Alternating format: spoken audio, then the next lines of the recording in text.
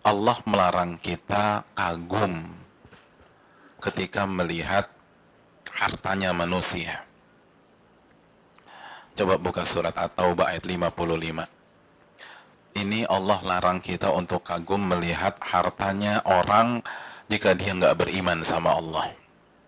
Jika dia nggak bertakwa sama Allah, nggak boleh kita kagum. Allah berfirman, "Fala tu'jibuka amwaluhum wala auladuhum."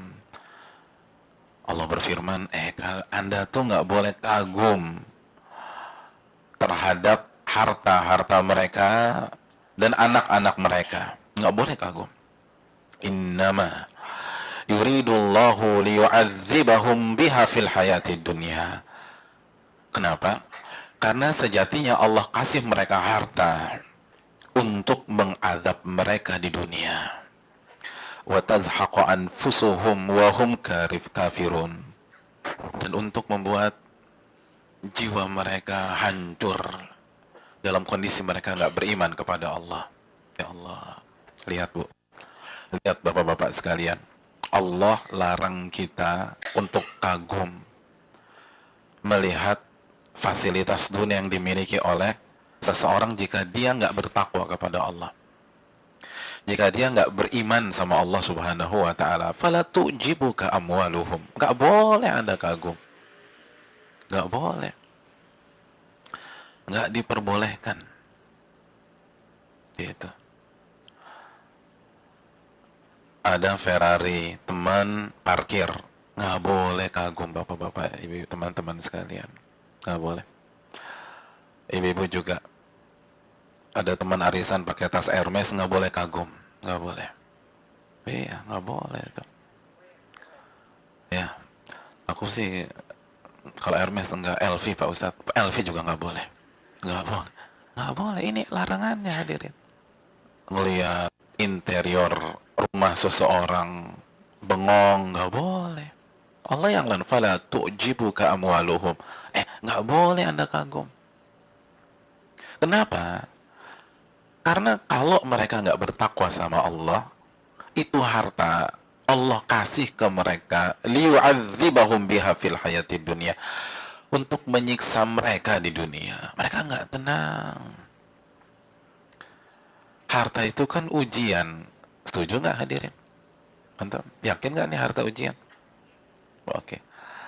Jadi harta itu ujian nggak? Ujian. Berarti iPhone X ujian apa nggak? Kalau ngelihat orang tertimpa ujian, kagum apa nggak? Kan mulai ragu-ragu, baru dikasih iPhone X. Kan harta ujian. Ujian itu hadirin yang dirahmati oleh Allah. Semua ujian.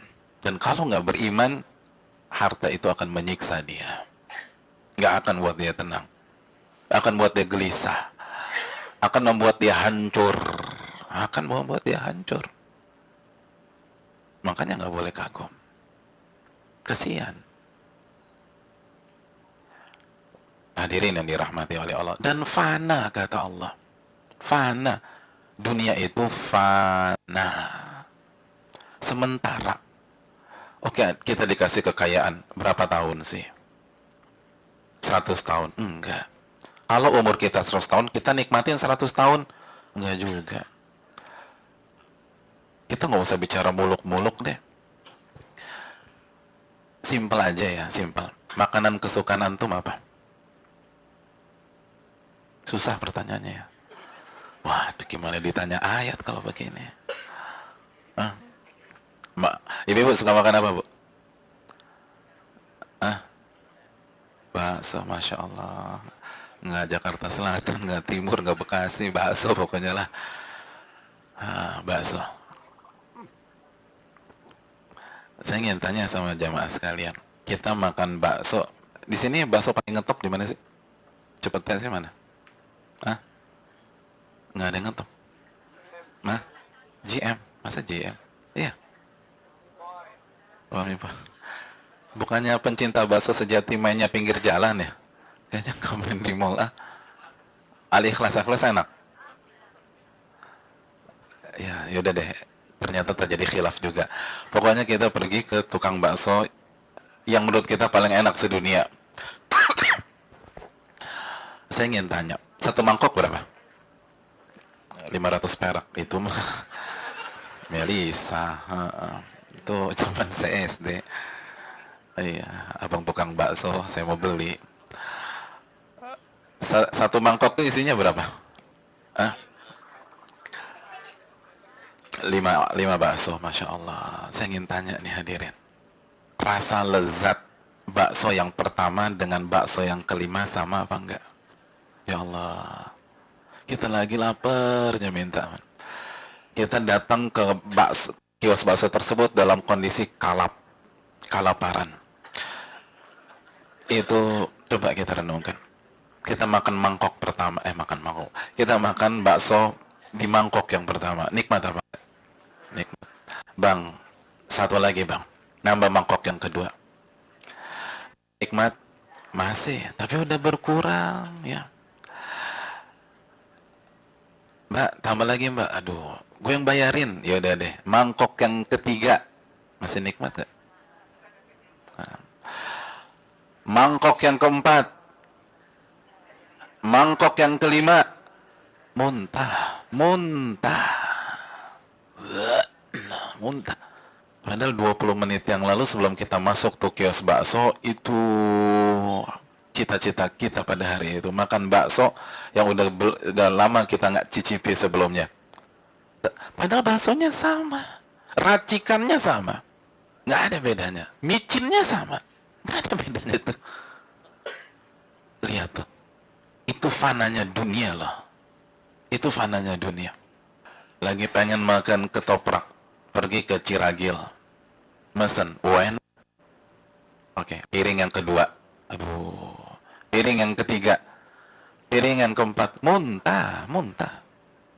Udah nggak ada nikmat-nikmatnya nih. Padahal sama tuh tesnya. Itu sederhana bagaimana fananya dunia. Fananya dunia tuh begitu. Cepet gitu loh. Magisnya itu cepet hilang. Padahal nafsunya tuh minta ampun. Ibu-ibu ketika ngabuburit, lihat risol, beli risol. Melihat pastel beli. Lalu cakwe. Begitu Allahu Akbar. Yang dimakan apa? 3 korma juga, yang lain nggak kemakan, hilang tuh, daya magisnya hilang, karena udah punya. Begitu punya rumah, dapat lahan yang luas, nafsu buat kolam berenang, Masya Allah, nafsu buat kolam berenang. Perdana tuh bulan pertama masih oke tuh, ya ada gitu loh. Bulan kedua, udah paling 6 bulan aja tuh kolam berenang. Habis itu jadi pajangan, nggak dipakai lagi. Coba, dari yang punya kolam berenang, berapa persen yang istiqomah? Kita nggak usah bicara gaya kupu-kupu nih. Gaya batu aja lah. Ya Allah, minim tuh. Mayoritas teman saya yang rumahnya punya kolam berenang nggak kepake udah. Nggak kepake. Yang semangat nge-gym di rumah, beli treadmill. Aduh. Niatnya mau diet, ngeklin perut itu berapa bulan sih tuh treadmill, ya Allah. Ya bener tuh kata Al-Imam Al-Ghazali, mayoritas tuh gitu, fana udah deh. Tapi nafsunya minta ampun.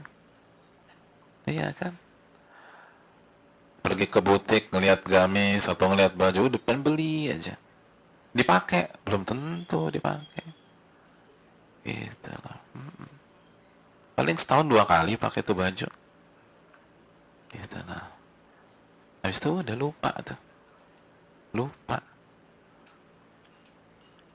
Kenapa nggak ada kelezatan? Teman beli mobil sport, beli juga mobil sport. Teman beli mobil off-road yang 4 wheel, beli yang 4 wheel. Touringnya berapa kali sih? Paling berapa kali aja. Udah habis itu nggak kepake. Yang panasin siapa? Driver di rumah main. Pokoknya yang nikmatin mereka udah. Gitu loh. Ada teman beli villa juga lah. Kayak kolam berenang lah. Harus ada gymnya, beli gymnya, Masya Allah.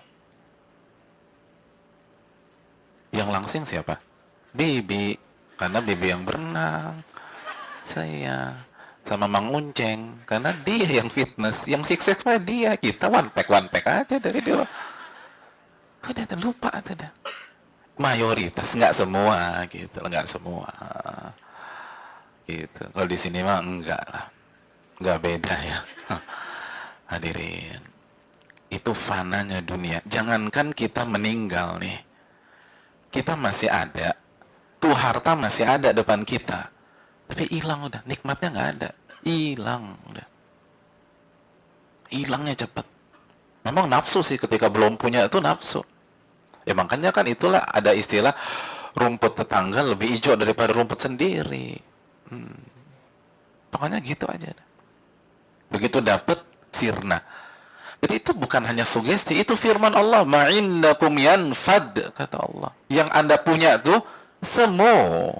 Jadi banyak orang berpikir semu itu kalau meninggal bagi-bagi warisan. Enggak, sebelum itu udah semu.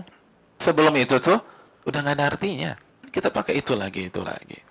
Itu fenomena yang dilihat oleh Imam Al-Ghazali rahimahullah, Al-Imam Hatim Al-Asam rahimahullah, dan harus jadi ibrah bagi kita hadirin. Harus jadi ibrah. Tapi itu dilupakan mayoritas orang. Akhirnya mereka terjebak ngumpulin lagi, tapi lupa kepada Allah. Lupa beramal. Padahal nggak ada kenikmatannya, nggak ada kenyamanannya, nggak ada ketenangan. Karena ketenangan itu nggak bisa dengan harta. Ketenangan itu nggak bisa dengan fasilitas. Makanya itu yang ditangkap dengan jernih oleh para ulama seperti Al-Imam Al-Ghazali. Makanya kata beliau, oleh karena itu, begitu aku dapat harta, aku gunakan untuk mencari wajah Allah Subhanahu wa Ta'ala. Karena itu tadi, kalau nggak dipakai di jalan Allah, semu dan menyiksa.